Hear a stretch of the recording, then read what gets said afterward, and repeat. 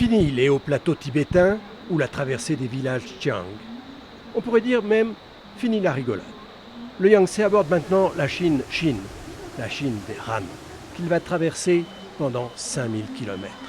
Principale voie de communication du pays, principal irrigateur des terres et principal pourvoyeur de catastrophes, il est chéri et redouté. Dès son arrivée ici dans la plaine du Sichuan, la confrontation avec l'homme semble inévitable, selon cet historien, Jian Yongshi. Soit il y avait trop d'eau et ça inondait toute la région l'été, soit c'était la pénurie d'eau l'hiver. On dépendait trop du ciel. Ça n'était jamais bien. C'est cet homme, Li Ping, gouverneur de la province au IIIe siècle avant Jésus-Christ, qui va organiser les rapports entre l'homme et le fleuve. Il le fera tellement intelligemment qu'il est aujourd'hui quasiment déifié. Chaque année, une procession est organisée dans la ville de Duzhangyan en sa mémoire.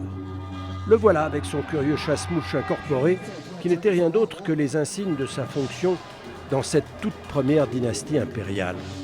C'est que les travaux qu'il entreprit firent de cette région l'une des plus riches de Chine, une des très rares qui ne connut jamais, depuis cette époque lointaine, de famine.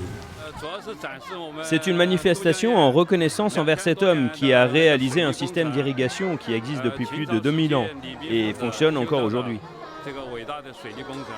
L'idée de Li Ping était que plutôt que de contenir, encadrer, contraindre le fleuve, il valait mieux l'accompagner en quelque sorte.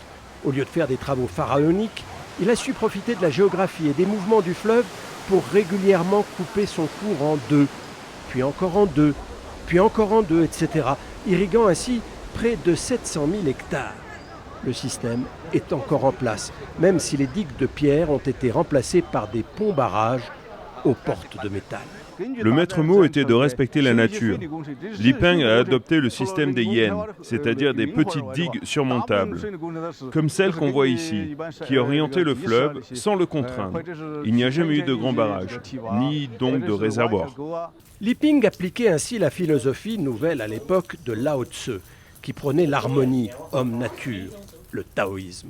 C'est pourquoi cette région est encore le siège d'une des principales écoles d'arts martiaux issues de cette religion, 200 000 élèves, et un grand maître, Yu Shubin.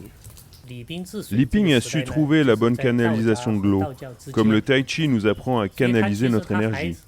On peut faire des mouvements lents, c'est comme l'eau qui coule doucement, mais on peut faire aussi des mouvements brusques, c'est comme l'eau qui inonde tout.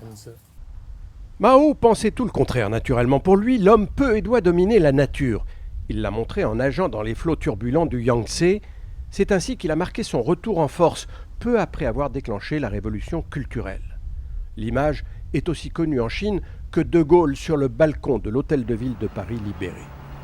Et il a fait construire, non loin de là, le premier barrage moderne sur le Yangtze.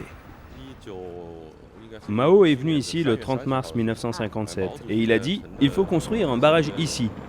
Les travaux ont commencé en 1970 et se sont terminés 12 ans plus tard. J'y ai travaillé comme volontaire. Il a été conçu et construit exclusivement par des Chinois. En tout cas, le grand timonier a transmis le virus de ses grands travaux à ses successeurs qui n'auront de cesse de construire sur le fleuve le plus grand barrage du monde.